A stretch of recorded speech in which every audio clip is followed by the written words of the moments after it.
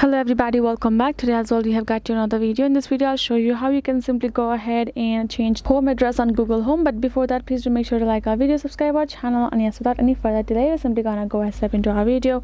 For the matter, first go ahead, access your Google Home app. To make sure, here in this Create Home section, you have to make sure that you have listed your home address, right? Afterwards you're gonna go ahead, tap on the settings icon below.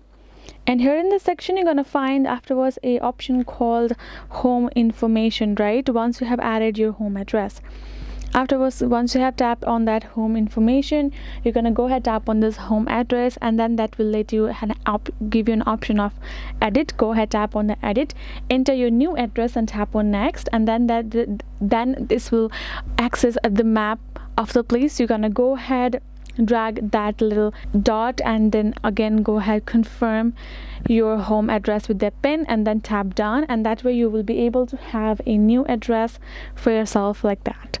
So that is the way you can do it. Hope this video was helpful to you all. Thank you so much for watching, and yes, I will be seeing you guys in our next video.